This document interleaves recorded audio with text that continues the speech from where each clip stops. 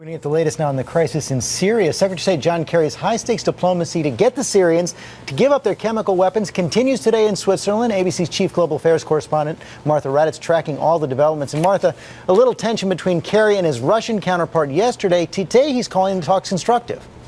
He is, George. There's bound to be drama in these complicated and urgent talks, but this morning, some signs of hope.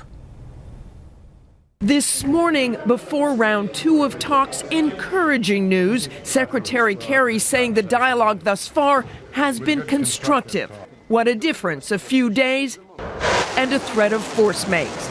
After denying for years he even possessed chemical weapons, Bashar al-Assad now says Syria will join the International Chemical Weapons Convention, which would require it to declare and destroy its stockpile of more than 1,000 tons of chemicals. But Assad said Syrian officials would take at least a month before turning over weapons in what he called standard procedure. Secretary of State John Kerry flatly rejected the request. This is not a game. It has to be verifiable.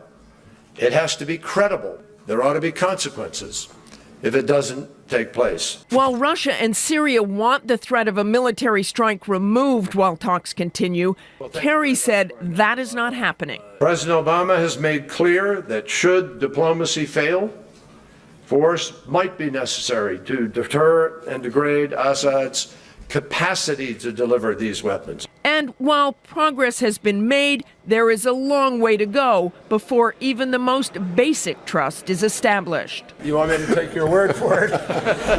It's a little early for that. Okay. But the goal is clear. Both men agreeing that they want this resolved. As the Russian foreign minister said this morning, we want it resolved quickly, professionally, and as soon as practical. George? Man, a lot of work yet to be done. Okay, Martha, thanks very much.